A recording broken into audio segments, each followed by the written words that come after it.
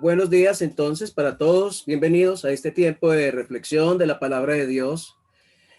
Eh, Cuando encontramos algo especial en las escrituras, podemos pensar que fue casual, que fue coincidencial, que, que tal vez no fue planeado, simplemente apareció ahí. Pero cuando hablamos de Dios y como Él, como el autor de las escrituras, cada cosa que sucede en ella tiene un propósito específico, un propósito de bendición, un propósito de que nosotros le conozcamos. Y cuando miramos en Mateo capítulo 1 acerca de la genealogía del Señor Jesucristo, vemos a varones, a David, a Abraham, a Fares, cada una de las personas ahí mencionadas son hombres, a excepción de 5 de esas personas. Allí en Mateo 1:1 al 17, y lo veíamos hace 8 días.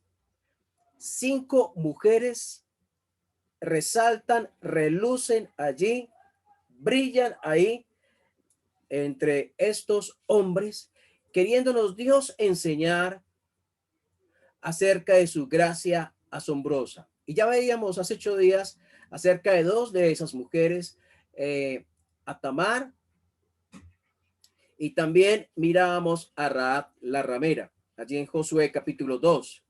Pero hoy quiero que miremos algo más de lo que Dios quiere enseñarnos de las mujeres allí en Mateo capítulo 1, que hacen parte de la genealogía del Mesías, de la línea a través de la cual vino Jesús el Cristo, el Señor. Y ya veremos que Dios quiere enseñarnos algo. Quiero compartir con ustedes una, una presentación allí en la presentación, la gracia asombrosa. Y es Ruth y la que fue mujer de Urías. Estudiando hoy, analizando este mensaje acerca de lo que Dios quiere enseñarnos en estas dos mujeres, quedaría faltando solamente una que es mencionada en este pasaje de Mateo 1, versículo 1 al 17, acerca de la cual estaremos mirando en la próxima reflexión de la palabra de Dios. Pero vayamos allá, pensemos, ahí en Mateo 1 está Abraham, ya vimos a Tamar, vimos a Rahab. Hoy pensamos cubrir, pensar, reflexionar acerca de Ruth y la que fue mujer de Urías, que entre otras cosas, ella es Bexabé. Y a propósito de la escritura allí en Mateo capítulo 1, no le menciona por nombre, sino que le menciona como la que fue mujer de Urías. Porque esto habla del pecado de David. Porque David la tomó a ella como mujer, adulteró con ella, estando ella casada, y además del adulterio, esto hizo que David por órdenes, diera órdenes de manera que pusiera en peligro, en riesgo la vida de Urías y él pudiera morir. Y así fue, él murió. Entonces, este fue un pecado que desagradó mucho al Señor. Y allí en Mateo 1 parece decir, esta mujer con la cual David pecó, con la cual David eh, ofendió gravemente a su Señor, fue elegida por Dios por pura gracia para que estuviera en esa línea generacional por la cual vino el Mesías. Porque no le llama por nombre, sino que parece resaltar precisamente eso, la que fue mujer de Urías. Y en la próxima tendríamos como reflexión última en esta serie de estudios de la gracia asombrosa de Dios a María. Entonces vayámonos a Ruth, el libro de Ruth, capítulo 1. Allí está los primeros libros, Josué, Jueces, Ruth. Capítulo 1. ¿Quién era Ruth? Para algunos ha sido un estudio, tal vez han reflexionado, han estudiado, han leído el libro de Ruth en algún momento, pero para otros tal vez es alguien desconocido. ¿De quién está hablando? ¿Quién es esta Ruth? Ruth capítulo 1 dice versículo 1. Aconteció en los días que gobernaban los jueces que hubo hambre en la tierra Y un varón de Belén de Judá fue a morar en los campos de Moab, él, su mujer y sus dos hijos. Versículo 2. El nombre de aquel varón era Elimelech y el de su mujer Noemí, y los nombres de sus hijos eran Malón y Kelión, efrateos de Belén de Judá. Llegaron pues a los campos de Moab y se quedaron allí. Bueno, ellos es una familia entera, está en Israel, allí en Belén. Hay hambre, pasan por momentos difíciles y toman la decisión de irse a otro lugar. ¿Quiénes son los componentes? ¿Quiénes componen más bien esta familia? Entonces está el esposo Elimelech, está mamá Noemí, están dos hijos, Malón y Kelión. Se fueron a beber a Moab. Pasaron de Israel a Moab. Muy bien, allí tenemos esta familia y se quedaron allí. Versículo 3.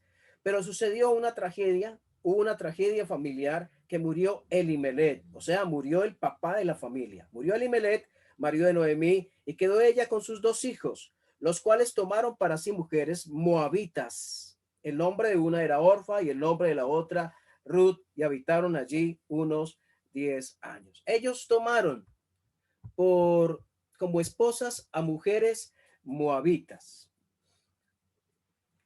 Yéndonos al pasado, ¿dónde nacieron los moabitas? Los moabitas nacieron, y recordarán ustedes, a Sodoma y Gomorra, que allí estaba Lot con su familia, con su esposo y sus dos hijas. Sodoma y Gomorra fueron destruidos y también muere la esposa de Lot, quedando él con sus dos hijas y, según la escritura, viviendo en una cueva. La hija mayor le dijo a la menor: tenemos que conservar descendencia, todos los hombres de nuestra tierra han muerto, así que emborrachemos a nuestro padre, durmamos con él y conservemos de él descendencia. Eso está en Génesis capítulo 19. Pues de esta relación, de este incesto, de la hija mayor con su padre, nace Moab. De ahí nace la nación, los moabitas. Así que nacieron de una manera pecaminosa, surgió esta nación de una manera pecaminosa, rechazada por Dios, eh, abominable a los ojos de Dios, el incesto. Pero aquí tenemos estas mujeres casándose con israelitas, estas mujeres moabitas, Orfa y Ruth. Y vamos adelante. Todavía no se nos dice cómo eran ellas. Lo único que sabemos de Ruth en este momento era que era esposa de un hombre llamado Malón. Muy bien. Versículo 5. Y perdón, al final del versículo 4 dice: y habitaron allí unos 10 años. O sea, se casaron, y después de ese matrimonio, de esa unión entre estos dos israelitas con dos moabitas, vivieron allí en Moab 10 años.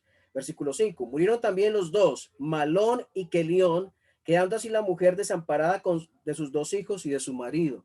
O sea que esta mujer quedó completamente sola. Tuvo una pérdida terrible. Primero, su esposo, y pasado un tiempo de 10 años, sus dos hijos mueren. Llega y la familia está compuesta por cuatro. Ahora de esa familia inicial solamente queda ella. Qué dolor tan grande sufre Noemí. Qué dolor tan grande está en el corazón de ella. Pero versículo 6 dice: entonces se levantó con sus nueras y regresó de los campos de Moab, porque oyó en el campo de Moab que Jehová había visitado su pueblo para darles pan. Salió pues del lugar donde había estado, y con ella sus dos nueras, y comenzaron a caminar para volverse a la tierra de Judá. Ellas quieren ir, Orfa y Ruth quieren ir con su suegra, con Noemí. Pero pensemos un poco. Ruth y Orfa provienen de un pueblo idólatra. Allí se adoraba a un dios que se denominaba Quemos. Este era el dios de Moab. Ruth era una idólatra.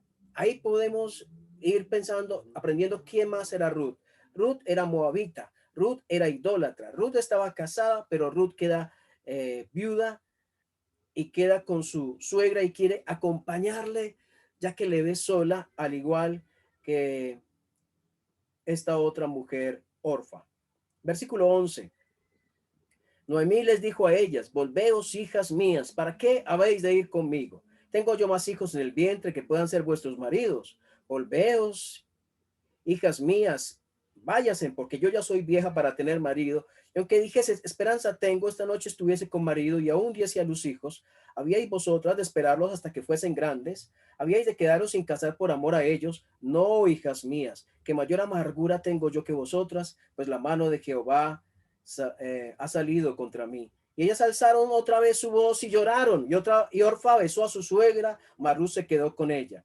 Y Noemí dijo: he aquí tu cuñada se ha vuelto a tu pueblo y a sus dioses, vuélvete tú tras ella. Y miren, este versículo 16 y 17 es un monumento a la decisión, un monumento a un cambio radical en la vida de Ruth, de la oscuridad a la luz. Aquí en el versículo 16 y 17, respondió Ruth: no me ruegues que te deje y me aparte de ti, porque a donde quiera que tú fueres, iré yo, y a donde quiera que vivieres, viviré. Tu pueblo será mi pueblo, y tu Dios será mi Dios. Donde tú murieres, moriré yo, y allí seré sepultada. Así me haga Jehová, y aún me añada, que solo la muerte hará separación entre nosotras dos. Qué mujer, qué decisión. Deseáramos creyentes así de decididos para seguir a su Señor, no importando qué suceda. Yo voy a hacerlo, no importa si hay un terremoto, no importa si hay un maremoto. Mi propósito es vivir para Él y lo seguiré hasta el último día de mi vida. Nada ni nadie me hará cambiar de decisión. Esta mujer estaba decidida a irse con su suegra y nada la haría cambiar. Eso implicaba dejar a su papá y a su mamá allí en Moab. Eso implicaba dejar a su familia, a su casa, pero no importaba. Ella seguía con su suegra, lo creía su responsabilidad. Y además de eso, no está solamente siguiendo a su suegra, está diciendo: tu pueblo será mi pueblo, ya no seré de Moab, seré de Israel. Y tu Dios, ya no seguiré a Quemos, el Dios de Moab, ya seguiré a Jehová el Señor, y eso no lo cambia nada ni nadie. Tu Dios será mi Dios. ¿Qué conocía Ruth de Jehová el Señor? Tal vez nada, hasta que conoció a su esposo Malón y está con él 10 años, comparte con su suegro, comparte con su suegra Noemí, y ve y escucha las enseñanzas de Jehová. Y yo creo que en ese tiempo Dios comenzó, en ese tiempo que aún estaba su esposo vivo, Dios comenzó a obrar el corazón de Ruth y pudo ver la verdad del verdadero Dios. Y hoy hay muchos dioses. Hoy hay Dios de la belleza. Hoy hay el Dios de la sexualidad, o el Dios dinero, el Dios de la fama, el Dios de los aplausos, el Dios y Dios por aquí, Dios por allá. Pero el verdadero Dios es seguido por pocos. Y Dios invita hoy a tomar una decisión, a dejar los dioses que hay en este mundo para seguir el único y verdadero Dios y Señor. Pero es una decisión que se toma, una decisión donde digo: ya no voy más a pensarlo, no hay nada que pensar, hay un Dios y lo voy a seguir. Pase lo que pase, esté contra mí el que esté contra mí, sea fácil o difícil, voy a seguirlo a Él. Aquí, de aquí parte la vida de Ruth. Ella antes estaba en la oscuridad, ahora viene a la luz. Antes está muerta, ahora recibe vida. Antes idólatra, ahora quiere servir y seguir al Señor Jehová Dios.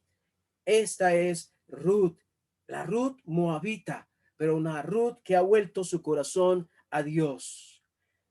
Y al volverlo a Dios, también está con su suegra. Allí en este versículo 16, 17 de que hablábamos, en Josué, capítulo, no necesitan buscarlo. Allí en Josué, capítulo 24, versículo 2, dijo Josué a todo el pueblo: así dice Jehová, Dios de Israel, vuestros padres habitaron antiguamente al otro lado del río. Esto estaré padre de Abraham y de Nacor, y servían a dioses extraños. Y yo tomé, miren, mire cómo se resalta, he querido resaltar allí lo que Dios hace, lo que hizo con Abraham tiempo atrás, cuando lo tomó de la idolatría y lo puso para ser padre de Israel, de la nación de Israel. Yo tomé a vuestro padre del otro lado del río, allí de la idolatría, y lo traje por toda la tierra de Canaán, y aumenté su descendencia, y le di Isaac. Y yo creo firmemente que quien puso todo esto en el corazón de Ruth fue Dios mismo. Dios la sacó a ella, la tomó de Moab y la trajo a la tierra de bendición, a la tierra de Israel. Y así nosotros hemos sido tomados de la oscuridad, hemos sido tomados del vicio, hemos sido tomados de la muerte, hemos sido tomados de familias divididas, destrozadas, acabadas, y nos ha puesto en un lugar de bendición como hijos de Dios, como parte de la familia real del Rey y Señor de la tierra. Hemos sido tomados de la idolatría que el mundo presenta, para seguir al único Dios verdadero. Eso lo ha hecho Dios con Abraham, eso lo hizo Dios con Ruth, y eso lo ha hecho Dios también contigo, y también lo ha hecho conmigo. ¿Quién era?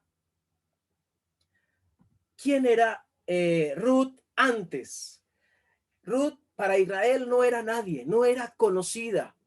Después usted puede leer el libro de Ruth, y llega allí a Belén, y la gente comienza a hablar de ella, de cómo acompaña a su suegra, de cómo está con ella, de cómo va y trabaja para traer sustento para su suegra, de cómo todo el mundo le conoce como una mujer virtuosa, siendo ella moabita, y termina después casada con Booz. O sea, de ser nadie, ella llega a ser una sierva allí en un pueblo de Israel. Luego pasa a ser parte del pueblo de Israel, para luego Dios colocarla en un lugar de privilegio. A través de ella luego vendría, ella fue la abuela del rey David. Imagínense ustedes, la bisabuela del rey Salomón, pero más aún, tiempo después vendría el Mesías a través de ella. Qué bendición, como Dios le coloca, como Dios le saca y como Dios le levanta. De la nada, en la nada estábamos, y Dios nos coloca en un lugar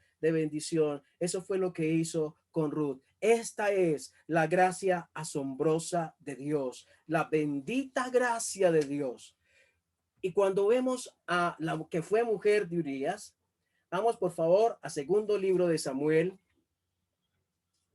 Ya hemos visto, hace 8 días veíamos a Tamar, a Raad, ahora miramos un poco a Ruth, y ahora vamos a mirar a la que fue mujer de Urías. Así lo menciona la escritura, y así quise dejarlo como lo menciona allí Mateo capítulo 1, la que fue mujer de Urías. Segundo libro de Samuel capítulo 11, versículo 1.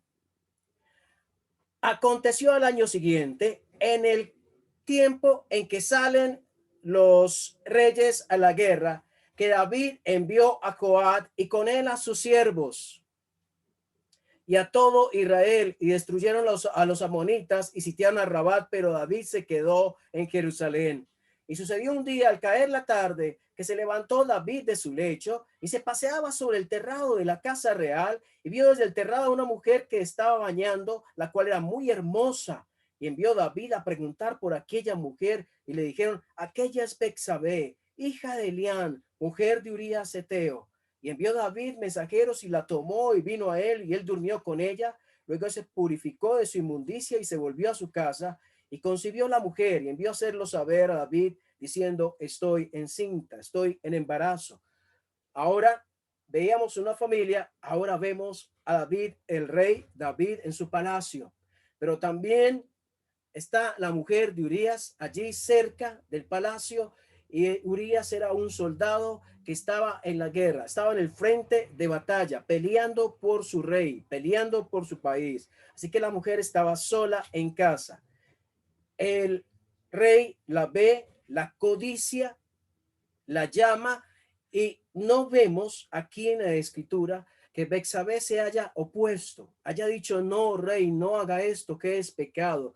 no lo haga, que esto es pecado en Israel, no lo permitamos, oh rey. No menciona a Betsabé oponiéndose en algún momento. Vemos que ella accede, el rey peca, comete el pecado que le causó tanto dolor, porque el pecado hecho por una persona temerosa de Dios, el pecado hecho por un hombre que respeta la palabra de Dios, cuando el hombre peca, este pecado puede traer consecuencias gravísimas. Y ese pecado de David trajo consecuencias dolorosas, le costó lágrimas, le costó grandes lágrimas a David.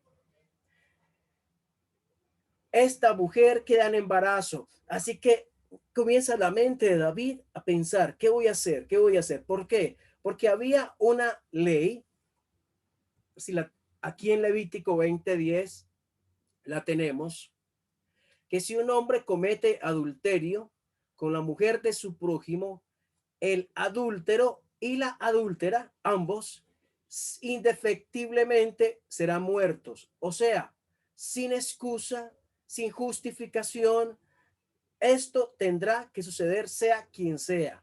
Indefectiblemente serán muertos. O sea que tanto David y la mujer Betsabé estarían expuestos a morir por su pecado, ya que al estar su esposo lejos y ella estar en embarazo, entonces obviamente mostraba que ella adulteró. Ahora comienza a pensar, David, ¿qué voy a hacer? Entonces manda a traer, manda a decir, por favor, envíame a Urías, lo trae al palacio, le dice, vaya, esté en su casa, vaya con su esposa, queriendo que él se acostara con su esposa y que pudiera cubrirse así este pecado. Ella estará en embarazo, entonces el hijo es de su esposo, de Urías. Pero no sucedió así. Así que en última instancia, el rey mismo le entrega una carta a Urías y le dice, entrégala a su capitán, él se la da. Y en esa carta dice, coloque a Urías en el lugar más peligroso, donde están los más valientes, de manera que sea expuesto y muera. Y así sucedió. Él mismo entrega la sentencia de muerte sin saberlo, le colocan en el lugar más peligroso y termina muerto Urías. Y dice la palabra que esto desagradó. Allí en versículo 27, el capítulo 11 estamos, en el versículo 27, y pasado el luto envió David y la trajo a casa, o sea, a Betsabé, y fue ella su mujer y le dio a luz un hijo, mas esto que David había hecho fue desagradable a los ojos de Jehová. Dios rechaza el pecado, venga de donde venga. David era amado por el Señor. David era un adorador del Señor, pero él pecó y Dios rechazó, y para Dios fue desagradable el pecado de David. Ella merecía morir, él merecía morir. Así fue que estos hombres pecaron. Y en el caso de la que fue mujer de Urías. Pero ¿saben qué es aquí lo interesante, lo maravilloso? Allí cuando leemos el capítulo 12, segundo libro de Samuel, capítulo 12, vemos que ese hijo que nació, recordemos que Betsabé está en embarazo. ¿Lo recordamos? Betsabé está en embarazo. Embarazo por adulterio. Ese hijo que nace, Dios le dice, por causa de su pecado, ese hijo va a morir. Y por más que oró David, por más que ayunó, por más que hizo una cosa y otra, se cumplió la palabra de Dios y este bebé murió. Pero después de eso, dice el versículo 24, y consoló David a Betsabé su mujer. Estamos en el capítulo 12, recuérdelo. Y consoló David a Betsabé su mujer, y llegándose a ella, durmió con ella, y ella le dio a luz un hijo y llamó su nombre, ¿cómo? Salomón, al cual amó Jehová y envió un mensaje por medio de Natán, profeta, así llamó su nombre Jedidías a causa de Jehová. Qué impresionante la gracia de Dios. Esta mujer que es como símbolo del pecado mayor del rey David, de su más grande fracaso espiritual, Dios la usa para traer al Salomón. ¿Y quién fue Salomón? El más sabio rey de la historia de la humanidad, el más grande. En el tiempo en que él estuvo, no había un rey mayor que él, en sabiduría, en riqueza, en poder. Esta es la gracia de Dios, que esta mujer que por ley estaba destinada a ser muerta por causa de su pecado, no solamente Dios le da vida, sino que la levanta y la coloca en un lugar de privilegio, siendo ella por sí misma merecedora de la muerte. Y Dios le coloca como la madre de Salomón, del futuro rey de Israel. Estaba en este momento, era rey David, su sucesor sería Salomón. Pero no bastando esto, a la gracia de Dios, a la abundante gracia de Dios, a través de ella vendría Salomón y después en el futuro vendría el Mesías, el Rey de Reyes, el Señor de Señores, el glorioso Señor. Vendría a través de la descendencia de la unión de David con Betsabé. Qué maravillosa la gracia de Dios. Y cuando después vemos el reinado de Salomón, dice la escritura que su reino fue firme.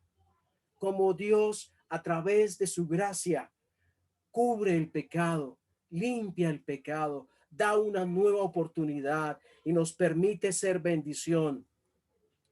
La mujer Ruth era una mujer no judía, una mujer gentil, una mujer moabita, y Dios la trae al pueblo y la coloca en un lugar de privilegio. A esta mujer, Betsabé, esta sí era judía, pero ella merecía morir y Dios le da un lugar de bendición. Ella también pasa de la muerte a la vida, de la maldición a la bendición. Qué Dios tan grande tenemos nosotros, mis amados hermanos. Pensando en ellas, ¿qué lecciones aprendemos? El lejano, el que está lejos, es hecho cercano. El que no adoraba es vuelto adorador del verdadero Dios. El que no era nada es colocado en un lugar de privilegio, de bendición. El que merecía la muerte, en lugar de muerte, recibe la vida. ¿No deberías ahora mismo agradecerle a Dios por su gracia asombrosa? ¿No deberíamos llenarnos de adoración? ¿No deberíamos decirle, Señor, no merezco ser tu hijo, pero quiero con decisión firme, como lo hizo Ruth, seguirte en el día a día? Ya no más voy a dejar de hacer cosas para ti, porque es que me siento triste o porque no tengo ganas. Basta de tales excusas. Voy a seguirte con decisión, porque tu gracia me abraza, tu gracia me levanta, y por tu gracia quiero vivir para ti, Señor, mi Dios. Quiero vivir para ti, mi Dios. Yo te invito, mi amado hermano, mi querido y apreciado hermano, a que cierres tus ojos allí. Y tú, amigo también, que me escuchas, cierra tus ojos allí. Piensa un poco en lo que has escuchado. Tal vez tu vida ha ido en pos de la idolatría de que este mundo presenta a Dios, Dios de sexo, Dios del licor, Dios vicios, Dios de la fama, el Dios del dinero. El Dios de tantas maneras que se presenta. Tal vez lo has adorado, pero es tiempo de que hoy digas, ya no más. Cristo ha muerto por mí. Yo decido vivir para Él. Quiero que Él me limpie, me perdone, me limpie de todos mis pecados. Reconozco su obra en la cruz y quiero vivir con compromiso, con decisión para Él que murió por mí. Pero tú, mi hermano, también si has llegado a la fe, si llevas meses, semanas, meses o años de vida cristiana, ¿cuántas veces has dejado de hacer cosas para Él por inconvenientes que realmente no merecen el que me hayan amarrado a hacer algo para Dios? Tal vez has dejado de asistir a una reunión donde has podido edificarte por situaciones que no son justas. Tal vez en un momento dado has dejado de cantarle a Dios porque simplemente algo te salió mal, cuando Él merece la adoración. Tal vez en algún momento has dejado sembrar en tu corazón rencores, resentimientos, frustraciones que te han sido carga en el momento de servir a tu Dios, de aprender de tu Dios. Hoy debes tomar una decisión firme de seguirle, de no permitir que ya más cosas sin sentido, pequeñas y fugaces de esta vida te sean un obstáculo, te sean una carga. Es tiempo de que la decisión que tomó Ruth una vez de seguir a su Dios, no importando qué, también la tomes tú hoy, de vivir para Dios, de servirle, de seguirle en el día a día. Que si en tu familia no te apoyan, que si en tu familia tú eres el único o la única, que si tus hijos no han entendido y ellos quieren estar en otro cuento, que si tu esposo o tu esposa no entiende, no importa, Dios quiere tu vida para Él. Ya no más excusas, ya no más peros, no más esperas, no hay que esperar más. El día es hoy, el día es hoy. Toma la decisión hoy. Cristo, si es tu Salvador, Él debe y merece ser tu Señor. Dios, gracias por este tiempo que nos das. Gracias por tu palabra obrando profundamente en el corazón. Gracias por esa gracia asombrosa de Dios. Qué maravillosa gracia. Qué tremenda la gracia de Dios. Cómo nos impacta. A tu nombre la gloria, a tu nombre alabanza por esa gracia asombrosa, por esa maravillosa gracia de Dios que nos libertó, que nos dio vida cuando no éramos nada, cuando íbamos rumbo a la muerte, cuando no nos esperaba otra cosa, sino la destrucción, la maldición. Tú nos has dado bendición. Dios, gracias en Cristo Jesús. Amén. Amén.